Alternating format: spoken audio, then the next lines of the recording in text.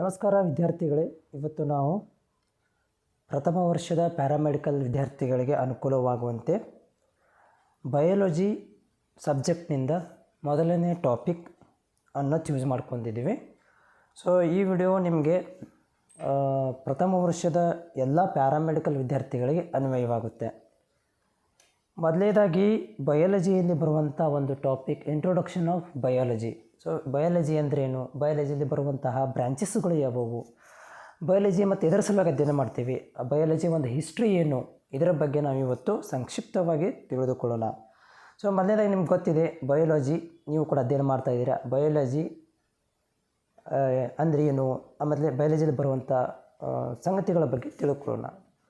So ಇದರಲ್ಲಿ ನಾವು ಇವತ್ತು ಬಯಾಲಜಿ ಎಂದರೇನು, ಸೈಟಾಲಜಿ ಎಂದರೇನು, some interesting facts related to the cell ಬಗ್ಗೆ ಒಂದಷ್ಟು ಸಂಬಂಧಪಟ್ಟಂತೆ ತಿಳಿದುಕೊಳ್ಳೋಣ. ಜೊತೆಗೆ ಬಯಾಲಜಿಯ ಬ್ರಾಂಚಸ್ಗಳು anatomy, histology, physiology, embryology, genetics, biochemistry, biotechnology ಮತ್ತು ಬಯೋಫಿಸಿಕ್ಸ್ ಬಗ್ಗೆ, ಅವುಗಳ ಡೆಫಿನೇಷನ್ಸ್ ಬಗ್ಗೆ ತಿಳಿದುಕೊಳ್ಳೋಣ. ಹಾಗಾದರೆ ಸ್ಟಾರ್ಟ್ ಮಾಡೋಣವಾ. ಸೊ ಇಲ್ಲಿ ಬಯಾಲಜಿ ಎಂದರೇನು, ಬಯಾಲಜಿಗೆ ಸಂಬಂಧಪಟ್ಟಂತಹ ಡೆಫಿನೇಷನ್ಸ್ಗಳ ಬಗ್ಗೆ ಒಂದು ಡೀಟೇಲ್ಸ್ ಆಗಿ ನೋಡ್ತಾ ಹೋಗೋಣ. ಸೊ ಬಯಾಲಜಿ ಎಂದರೇನು ಮೊದಲನೇದಾಗಿ. So biology it is a study of living being like study of plants, animals including human beings.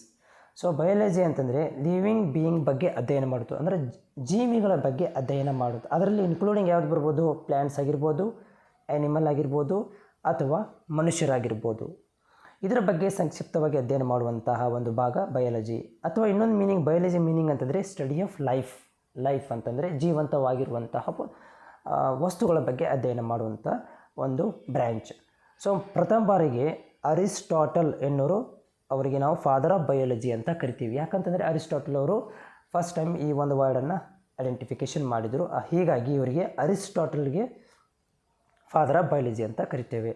So biology is divided into zoology and botany. ಯಾಕಂದರೆ ಬಯಾಲಜಿ ನಾವು ಎರಡು ಭಾಗವನ್ನಾಗಿ ಮಾಡಿದ್ದೇವೆ, ಒಂದು ಝಾಲಜಿ ಮತ್ತು ಇನ್ನೊಂದು ಯಾವುದಪ್ಪ ಅಂತಂದರೆ ಬಾಟ್ನಿ. ಝಾಲಜಿಯಲ್ಲಿ ಏನು ಮಾಡ್ತೀವಿ ಅಂತಂದರೆ ಆ್ಯನಿಮಲ್ ಬಗ್ಗೆ ಸ್ಟಡಿ ಮಾಡ್ತೇವೆ, ಬಟ್ ಬಾಟ್ನಿಯಲ್ಲಿ ಸಸ್ಯಗಳ ಬಗ್ಗೆ ಮಾತ್ರ ಸ್ಟಡಿ ಮಾಡ್ತೇವೆ. So Aristotle is a father of zoology and Theophrastus consider a father of botany. So ಇಲ್ಲಿ ಸೈಂಟಿಸ್ಟ್ಗಳು ಅಂದರೆ ಅರಿಸ್ಟಾಟಲ್ ಅವರನ್ನು ನಾವು ಫಾದರ್ ಆಫ್ ಬಯಾಲಜಿ ಅಂತ ಕೂಡ ಕರಿತಿದ್ವಿ, ಜೊತೆಗೆ ಫಾದರ್ ಆಫ್ ಝಾಲಜಿ ಕೂಡ ಅಂತ ಕರಿತೀವಿ. ಜೊತೆಗೆ ಥಿಯೋಫ್ರಸ್ಟಸ್ ಅವರನ್ನು ನಾವು ಕೂಡ ಫಾದರ್ ಆಫ್ ಬಾಟ್ನಿ ಅಂತ ಕರಿತೇವೆ. ಇದು ಏನಪ್ಪ ಅಂತಂದರೆ ಒಂದು ಬಯಾಲಜಿಯ ಹಿಸ್ಟ್ರಿ. ಸೊ ನೆಕ್ಸ್ಟ್ ಹೋಗೋಣ ಇವಾಗ ಸೈಟಾಲಜಿ ಅಂದ್ರೇನು. Cytology study of form, structure, composition of cells is called cytology. So cytology ಅಂತಂದರೆ ಒಂದು ಶೆಲ್ಲನ್ನು ಯಾವ ರೀತಿಯಾಗಿದೆ ಕಂಪೋಸಿಷನು, ಅದರ ಒಂದು ಆಕಾರ, ಸ್ಟ್ರಕ್ಚರು ಮತ್ತು ಹೇಗಾಗಿದೆ ಫಾರ್ಮ್ಸ್ ಬಗ್ಗೆ ಅಧ್ಯಯನ ಮಾಡುವಂಥ ಒಂದು ಏನಪ್ಪ ಅಂತಂದರೆ ವಿಭಾಗ ಸೈಟಾಲಜಿ. ಸೈಟಾಲಜಿಯಲ್ಲಿ ನಾವು ಶೆಲ್ ಬಗ್ಗೆ ಅಧ್ಯಯನ ಮಾಡ್ತೀವಿ, ಸಂಕ್ಷಿಪ್ತ ಅಂದರೆ ಡಿಟೇಲ್ಸ್ ಆಗಿ ಸ್ಟಡಿ ಮಾಡ್ತೀವಿ. ಸೊ ಹಾಗಾದರೆ ಶೆಲ್ ಅಂದ್ರೇನು? Shell is a fundamental structure unit of living organisms. Shell ಅನ್ನುವುದು ಎಲ್ಲ ಜೀವಿಗಳ ಒಂದು ಬೇಸಿಕ್ ಯೂನಿಟ್, ಅದಕ್ಕೆ ನಾವು ಸೆಲ್ ಅಂತ ಕರಿತೀವಿ. ಯಾಕಂದರೆ ಸೆಲ್ ಇಲ್ಲದೆ ಯಾವುದೇ ಜೀವಿಗಳು ಹುಟ್ಕೊಳ್ಳೋಕ್ಕೆ ಸಾಧ್ಯವೇ ಇಲ್ಲ. ಫಸ್ಟ್ ಹುಟ್ಟೋದೇ ಸೆಲ್, ಆಮೇಲೆ ಆರ್ಗನ್ಸ್ ಆಗಿರ್ಬೋದು, ಬಾಡಿ ಆಗಿರ್ಬೋದು ಹುಟ್ಕೊಳ್ಳುತ್ತೆ. Based on number of cells forming a body, organisms are classified as a unicellular and multicellular organisms. So ಈ ಒಂದು ಸೆಲ್ಗಳ ನಂಬರ್ಗಳ ಬೇಸ್ ಮೇಲೆ ಆ ಒಂದು ಜೀವಿಯ ಯೂನಿಸೆಲ್ಯುಲಾರು ಅಥವಾ ಮಲ್ಟಿಸೆಲ್ಯುಲಾರ್ ಅನ್ನೋದನ್ನ ಬಗ್ಗೆ ನಾವು ಏನು ಮಾಡ್ತೀವಿ ಅಂದರೆ ಡಿಸಿಷನ್ ತೊಗೊತೀವಿ, ಡಿವೈಡ್ ಮಾಡ್ಕೊತೀವಿ. ಯಾಕಂದರೆ ಅಲ್ಲಿ ಒಂದೇ ಸೆಲ್ ಇದ್ದರೆ ಯೂನಿಸೆಲ್ಯುಲಾರು, ಒಂದಕ್ಕಿಂತ ಹೆಚ್ಚು, ಎರಡಕ್ಕಿಂತ ಹೆಚ್ಚು ಇದ್ದರಪ್ಪ ಅಂದ್ರೆ ಮಲ್ಟಿ ಸೆಲ್ಯುಲಾರ್ ಅಂತ ಕರಿತೀವಿ. ಓಕೆ. ಇನ್ 1665 1665ರಲ್ಲಿ Robert Hooke discovered the cell from cork section. So ಪ್ರಥಮ ಬಾರಿಗೆ ರಾಬರ್ಟ್ ಹುಕ್ ಅನ್ನೋರು ಏನು ಮಾಡಿದ್ದಾರೆ ಅಂದರೆ ಸೆಲ್ಲನ್ನು ಐಡೆಂಟಿಫಿಕೇಷನ್ ಮಾಡಿದರು. Cells are extremely small and can be seen properly when magnified and reviewed through different type of microscope. So ಇವ್ರು ಏನು ಮಾಡಿದ್ದಾರೆ ಅಂತಂದರೆ ಸೆಲ್ ತುಂಬಾ ಸೂಕ್ಷ್ಮವಾದಂಥ ಎಕ್ಸ್ಟ್ರೀಮ್ಲಿ ಸ್ಮಾಲ್ ಆಗಿದೆ. ಸೊ ಇದನ್ನು ನಾವು ಪ್ರಾಪರ್ಲಿ ನೋಡಬೇಕಂತಂದರೆ ಮ್ಯಾಗ್ನಿಫಿಕೇಷನ್ ಅಂದರೆ ಲೆನ್ಸ್ಗಳನ್ನು ಯೂಸ್ ಮಾಡಿಕೊಂಡು ಪ್ರಾಪರ್ ಆದಂಥ ಲೆನ್ಸ್ಗಳನ್ನು ಯೂಸ್ ಮಾಡಿಕೊಂಡು ಡಿಫ್ರೆಂಟ್ ಟೈಪ್ ಆಫ್ ಮೈಕ್ರೋಸ್ಕೋಪ್ ಮುಖಾಂತರ ನಾವು ಇದನ್ನು ನೋಡ್ಬೋದು ಅನ್ನೋದನ್ನು ಇವರು ಪ್ರಥಮ ಬಾರಿಗೆ ಹೇಳಿದರು. ಸೊ ಹಾಗಾದರೆ ಮೈಕ್ರೋಸ್ಕೋಪ್ ಯಾವ್ಯಾವಿದೆ? ಯಾಕಂದರೆ ಮೈಕ್ರೋಸ್ಕೋಪ್ನ ಎದೇ ಸಲುವಾಗಿ ಯೂಸ್ ಮಾಡ್ತೀವಿ ಅಂತ ನಿಮಗೂ ಕೂಡ ಬೇಸಿಕಾಗಿ ಗೊತ್ತಿರ್ಬೋದು. ಮೈಕ್ರೋಸ್ಕೋಪ್ ಅತಿ ಸೂಕ್ಷ್ಮವಾದಂತಹ ವಸ್ತುವನ್ನು ನೋಡಲಿಕ್ಕೆ ಮೈಕ್ರೋಸ್ಕೋಪನ್ನು ಯೂಸ್ ಮಾಡ್ಕೊತೀವಿ. ಸೊ ಇದರಲ್ಲಿ ಡಿಫ್ರೆಂಟ್ ಟೈಪ್ ಆಫ್ ಮೈಕ್ರೋಸ್ಕೋಪ್ಗಳಿವೆ. ಒಂದಿದು ಸಿಂಪಲ್ ಮೈಕ್ರೋಸ್ಕೋಪ್, ಕಾಂಪೌಂಡ್ ಮೈಕ್ರೋಸ್ಕೋಪ್ ಮತ್ತು ಎಲೆಕ್ಟ್ರಾನ್ ಮೈಕ್ರೋಸ್ಕೋಪ್. ಬೇಸ್ಡ್ ಅಪಾನ್ ನಾವು 3 ಮಾತ್ರ ಹೇಳ್ತಾ ಇದ್ದೀವಿ. ಭಾಳಷ್ಟು ಏನಿದ್ದಾವೆ ಮೈಕ್ರೋಸ್ಕೋಪ್ಗಳು ಇವೆ. ಅದರಲ್ಲಿ ಸಿಂಪಲ್ ಮೈಕ್ರೋಸ್ಕೋಪ್ ನಾವು ಜಾಸ್ತಿ ಯೂಸ್ ಮಾಡ್ಕೊತೀವಿ. ಕಾಂಪೌಂಡನ್ನು ಕೂಡ ನಾವು ಲ್ಯಾಬಲ್ಲಿ ಜಾಸ್ತಿ ಯೂಸ್ ಮಾಡ್ಕೊತೀವಿ. ಎಲೆಕ್ಟ್ರಾನ್ ಕೂಡ ನಾವು ಲ್ಯಾಬಲ್ಲಿ ಯೂಸ್ ಮಾಡ್ಕೊತೀವಿ. ಡಿಫ್ರೆಂಟ್ ಮೈಕ್ರೋಸ್ಕೋಪ್ಗಳು ಕೂಡ ಇವೆ. ಸೊ ಸಿಂಪಲ್ ಮೈಕ್ರೋಸ್ಕೋಪ್ ಅಂದರೆ ಇದನ್ನು ಫಸ್ಟ್ ಟೈಮಿಗೆ ಆ್ಯಂಟೋನಿ ವ್ಯಾನ್ ಲಿಯೋನ್ ಹುಕ್ ಅವರು ಡಿಸ್ಕವರ್ ಮಾಡಿದರು ಸಿಂಪಲ್ ಮೈಕ್ರೋಸ್ಕೋಪನ್ನು. It can use to identify the gross structure of organisms. ಅಂದರೆ ಜೀವಿಗಳ ಒಂದು ಗ್ರಾಸ್ ಸೆಕ್ಷನ್ ಮಾಡಿ ಅದನ್ನ ಐಡೆಂಟಿಫಿಕೇಷನ್ ಮಾಡ್ತಾರೆ. ಅಂದರೆ ಬ್ಯಾಕ್ಟೀರಿಯಾ ಇರ್ಬೋದು, ಓಕೆ, ಡಿಫ್ರೆಂಟ್ ಟೈಪ್ ಆಫ್ ಆಲ್ಗೀಸ್ ಇರ್ಬೋದು, ಫಂಗೈ ಇರ್ಬೋದು, ಇಂಥವು ಜೀವಿಗಳನ್ನು ಗ್ರಾಸ್ ಸ್ಟ್ರಕ್ಚರ್ಗಳನ್ನು ನೋಡಲಿಕ್ಕೆ ಈ ಒಂದು ಸಿಂಪಲ್ ಮೈಕ್ರೋಸ್ಕೋಪನ್ನು ಯೂಸ್ ಮಾಡ್ತೇವೆ. ಸೊ ಸಿಂಪಲ್ ಮೈಕ್ರೋಸ್ಕೋಪನ್ನು ಆ್ಯಂಟೋನಿ ವ್ಯಾನ್ ಲಿಯೋನ್ ಹುಕ್ ಅವರು ಡಿಸ್ಕವರ್ ಮಾಡಿದರು. ಸೊ ಕಾಂಪೌಂಡ್ ಮೈಕ್ರೋಸ್ಕೋಪನ್ನು Francis and Zacharias have discovered the microscope. Francis ಮತ್ತು ಜಚಾರೀಸ್ ಅನ್ನುವಂಥ ಸೈಂಟಿಸ್ಟ್ಗಳು ಕಾಂಪೌಂಡ್ ಮೈಕ್ರೋಸ್ಕೋಪನ್ನು ಐಡೆಂಟಿಫಿಕೇಷನ್ ಮಾಡಿದರು. ಇದರಲ್ಲಿ magnification 10x low power, 45x high power ಮತ್ತು 100x ಆಯಿಲ್ ಇಮರ್ಷನ್, ಈ ಥರ 3 ಡಿಫ್ರೆಂಟ್ ಆದಂಥ ಲೆನ್ಸ್ಗಳನ್ನು ಇದರಲ್ಲಿ ಯೂಸ್ ಮಾಡ್ಕೊತೀವಿ ಮೈಕ್ರೋಸ್ಕೋಪಲ್ಲಿ. ಸೊ ಇದನ್ನು identification of shape size and type of ಸೆಲ್ಸ್ಗಳನ್ನು ನೋಡಲಿಕ್ಕೆ, ಸೊ ಅಂದರೆ ಅವುಗಳ ಆಕಾರ, ಅವುಗಳ ಸೈಜನ್ನು ಮತ್ತು ಅವುಗಳ ಒಂದು ಯಾವ ರೀತಿಯಾದಂಥ ಸೆಲ್ಗಳು ಇವೆ ಅನ್ನೋದ್ರ ಬಗ್ಗೆ ಅಧ್ಯಯನ ಮಾಡಲಿಕ್ಕೆ ಈ ಒಂದು ಕಾಂಪೌಂಡ್ ಮೈಕ್ರೋಸ್ಕೋಪನ್ನು ನಾವು ಯೂಸ್ ಮಾಡ್ತೀವಿ. ಲಾಸ್ಟ್ ಇರೋದು ಎಲೆಕ್ಟ್ರಾನ್ ಮೈಕ್ರೋಸ್ಕೋಪ್. ಸೊ ಇದನ್ನು ನೋಲ್ ಆ್ಯಂಡ್ ರಿಸ್ಕ್ ಅನ್ನೋರು ಮೈಕ್ರೋಸ್ಕೋಪನ್ನು ಡಿಸ್ಕವರ್ ಮಾಡಿದರು. ಸೊ ಇದು ಎದಕ್ಕೆ ಹೆಲ್ಪ್ ಆಗುತ್ತೆ ಅಂದರೆ identification of very minute structure like cellular organelles. ಅಂದರೆ ಸೆಲ್ ಒಳಗಡೆ ಇರುವಂತಹ ಆರ್ಗ್ಯಾನೆಲ್ಸ್ಗಳನ್ನು ನೋಡಲು ವೈರಸ್ ಮತ್ತು ಬ್ಯಾಕ್ಟೀರಿಯಾ ಇವುಗಳನ್ನು ನೋಡಲು ಏನು ಮಾಡ್ತೀವಿ ಅಂತಂದರೆ ಈ ಒಂದು ಎಲೆಕ್ಟ್ರಾನ್ ಮೈಕ್ರೋಸ್ಕೋಪ್ಗಳನ್ನು ಯೂಸ್ ಮಾಡ್ಕೊತೀವಿ. ಅಂದರೆ ಒಳಭಾಗದಲ್ಲಿ ಏನೇನಿದೆ ಅನ್ನೋದ್ರ ಬಗ್ಗೆ ನಾವು ನೋಡಬೇಕಂತಂದರೆ ಎಲೆಕ್ಟ್ರಾನ್ ಮೈಕ್ರೋಸ್ಕೋಪನ್ನು ಯೂಸ್ ಮಾಡ್ಕೊತೀವಿ. ಇದು ಏನಾಯಿತು ಸೈಟೋಲಜಿಯಲ್ಲಿ ಬರುವಂಥದ್ದು. ನೆಕ್ಸ್ಟ್ ಹೋಗೋಣ ಇವಾಗ ಅದರ ಸಂಬಂಧಪಟ್ಟಂತೆ. ಸೊ ಇಲ್ಲಿ ನೋಡಿ some interesting facts related to the cells. ಯಾವ ಫ್ಯಾಕ್ಟ್ ಇದ್ದಾವೆ? Size of the cell, wide variety of the size of the cells. ಅಂದರೆ size of the cells depend ಇದೆ, ಒಂದೇ ಫಿಕ್ಸ್ ಸೆಲ್ ಅಂತಿಲ್ಲ, ಡಿಫ್ರೆಂಟ್ ಟೈಪ್ ಆಫ್ ಸೈಜ್ಗಳು ಇದ್ದಾವೆ ಸೆಲ್ಗಳಲ್ಲಿ. ಸ್ಮಾಲೆಸ್ಟ್ ಸೆಲ್ ಅಂದರೆ ಯಾವುದು? ಮೈಕೋಪ್ಲಾಸ್ಮಾ ಗೆಲಿಸೆಪ್ಟಮ್ ಅನ್ನೋದು ಅತಿ ಚಿಕ್ಕದಾದಂತಹ ಸೆಲ್ಲು. ಆಮೇಲೆ ಲಾರ್ಜೆಸ್ಟ್ ಅನಿಮಲ್ ಸೆಲ್ ಅಂದರೆ ಎಗ್ ಆಫ್ ಆಸ್ಟ್ರಿಚ್. ಏನಪ್ಪ ಅಂದರೆ largest animal cell. Longest human cell ಅಂದರೆ nerve cell. Smallest human cell ಅಂದರೆ ಪ್ಲೇಟ್ಲೆಟ್ಸ್. ಆಮೇಲೆ ಲಾರ್ಜೆಸ್ಟ್ ಯೂನಿಸೆಲ್ಯುಲಾರ್ ಪ್ಲ್ಯಾಂಟ್ ಸೆಲ್ ಅಂತಂದರೆ ಅಸಿಟೋಬುಲಾರಿಯಾ. ಆಮೇಲೆ ಲಾಂಗೆಸ್ಟ್ ಯೂನಿಸೆಲ್ಯುಲಾರ್ ಪ್ಲ್ಯಾಂಟ್ ಸೆಲ್ ಅಂತಂದರೆ fibre of ramie. Animal cell visible with naked eyes. Okay, so ಅಂದರೆ ಯಾವುದಂದರೆ egg of bird and some reptiles. ಅಂದರೆ ನಾವು ಈಸಿಯಾಗಿ ನೋಡಲಿಕ್ಕೆ ಸಿಗುವಂಥದ್ದು, ಬರೀಗ ನೋಡ್ಬೋದಂಥದ್ದು ನಾರ್ಮಲ್ ಕಣ್ಣಿಗೆ ಕಾಣಿಸುವಂಥದ್ದು ಯಾವುದಪ್ಪ ಸೆಲ್ ಅಂತಂದರೆ eggs of birds and some reptiles. Okay, next ಹೋಗೋಣ ಇವಾಗ ಬ್ರ್ಯಾಂಚಸ್ ಆಫ್ ಬಯಾಲಜಿ. ಯಾವ್ಯಾವ ಬ್ರ್ಯಾಂಚ್ ಬರ್ತವೆ ಅಂತ ನೋಡೋದಾದರೆ, ಸೊ ಇಲ್ಲಿ ಅನಾಟಮಿ ಇದೆ. Anatomy study of gross structure of organs. Any ಆರ್ಗ್ಯಾನಿಸಮ್ನ ಸ್ಟ್ರಕ್ಚರನ್ನು ಅಧ್ಯಯನ ಮಾಡುವಂಥದ್ದು ಅನಾಟಮಿ. ಗ್ರಾಸ್ ಹಾಗೆ ಅದರ ಬಗ್ಗೆ ಪಾರ್ಟ್ಸ್ಗಳ ಬಗ್ಗೆ ಅಧ್ಯಯನ ಮಾಡುವಂಥದ್ದು.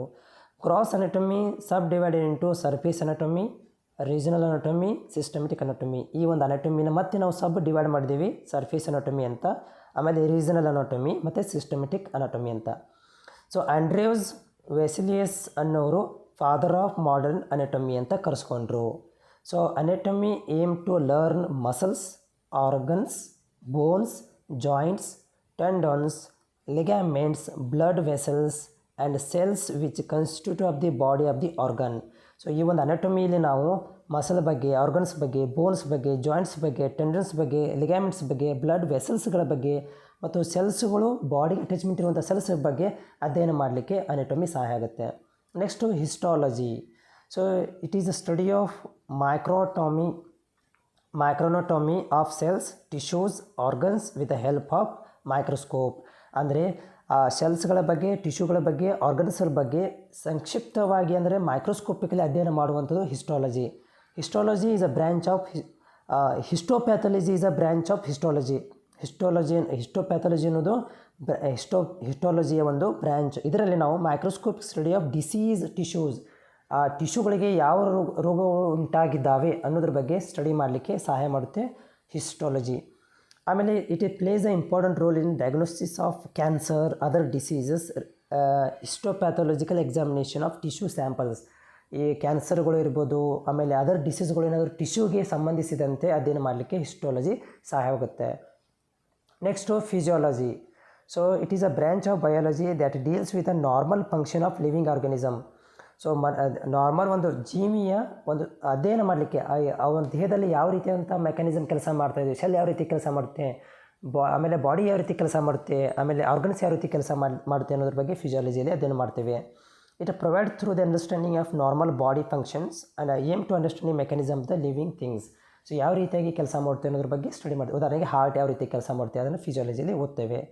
So it gives the information about the interaction between the cells, biological components, cells and tissues, organs of the organisms. ಇದರಲ್ಲಿ ಸೆಲ್ಸ್ಗಳು ಯಾವ ರೀತಿಯಾಗಿ ಕೆಲಸ ಮಾಡ್ತೇವೆ, ಟಿಶ್ಯೂಗಳು ಯಾವ ರೀತಿಯಾಗಿ ಕೆಲಸ ಮಾಡ್ತೇವೆ, ಅವುಗಳ ಫಂಕ್ಷನ್ ಯಾವ ರೀತಿಯಾಗಿರುತ್ತೆ ಅನ್ನೋದ್ರ ಬಗ್ಗೆ ನಾವು ಇದರಲ್ಲಿ ಸ್ಟಡಿ ಮಾಡ್ತೀವಿ. ಸೊ ನೆಕ್ಸ್ಟ್ ಯಾವುದಪ್ಪ ಅಂತಂದರೆ embryology. So embryology is a branch of biology that studies the function of gametes, fertilisation, development of embryos and foetus. So embryo ಅಂತಂದರೆ ಭ್ರೂಣಗಳ ಬಗ್ಗೆ, ಫರ್ಟಿಲೈಸೇಷನ್ ಯಾವ ರೀತಿ ಆಗುತ್ತೆ, ಭ್ರೂಣ ಯಾವ ರೀತಿಯಾಗಿ ಫಾರ್ಮೇಷನ್ ಆಗುತ್ತೆ, ಬೇಬಿಗಳು ಯಾವ ರೀತಿ ಫಿಟಸ್ಗಳು ಆಗ್ತವೆ ಅನ್ನೋದ್ರ ಬಗ್ಗೆ ಸ್ಟಡಿ ಮಾಡ್ತೇವೆ. ಅದ್ರ ಜೊತೆಗೆ information regarding congenital disorders occurring before the birth called teratology. ಇದು ಟೆಟಾಲಜಿಯಲ್ಲಿ ಏನು ಮಾಡ್ತೀವಿ ಅಂತಂದರೆ ಈ ಒಂದು ಬರ್ತ್ಗಿಂತ ಬಿಫೋರ್ ಬರುವಂಥ ಈ ರೋಗಗಳು ಯಾವ ರೀತಿಯಾಗಿ ಬರ್ತವೆ ಅನ್ನೋದ್ರ ಬಗ್ಗೆ ಇದರಲ್ಲಿ ಸ್ಟಡಿಯಾಗಿ ಎಂಬ್ರಿಯಾಲಜಿಯಲ್ಲಿ ಸ್ಟಡಿ ಮಾಡ್ತೇವೆ. Genetics, it is a branch of biology concerned with the study of genes, variations and heredity in the organisms. ಇದರಲ್ಲಿ ಜೆನೆಟಿಕ್ಲಿ ನಾವು ಯಾವ ರೀತಿ ಹಿಂದಿನ ಭಾಗದಲ್ಲಿ ನೀವು ನೋಡ್ಬೋದು, ಜೆನೆಟಿಕ್ಸ್ ಟಾಪಿಕ್ನಿಂದ ನಾವು ಅಧ್ಯಯನ ಕೂಡ ಮಾಡಿದ್ವಿ. ಅದರಲ್ಲಿ ಜೀನ್ಸ್ಗಳು, ಆಮೇಲೆ ವೇರಿಯೇಷನ್ಗಳು ಮತ್ತು ಹೆರಿಡಿಟಿ ಯಾವ ರೀತಿಯಾಗಿ ಆರ್ಗನಿಸಮ್ ಸಹಾಯ ಮಾಡ್ತೇವೆ ಅನ್ನೋದ್ರ ಬಗ್ಗೆ ಸ್ಟಡಿ ಮಾಡಿದ್ವಿ. ಗ್ರೋಗೋರ್ ಮೆಂಡೆಲ್ ಅನ್ನುವ ಒಂದು ಸೈಂಟಿಸ್ಟ್ ಫಾದರ್ ಆಫ್ ಜೆನೆಟಿಕ್ಸ್ ಅಂತ ಕರೆದ್ರು. So biochemistry, it is the application of chemistry to study a biological process at the cellular and molecular level.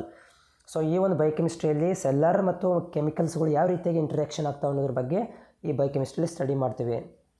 Biotechnology, it applies the technology on living cells R micro organisms used in the industries.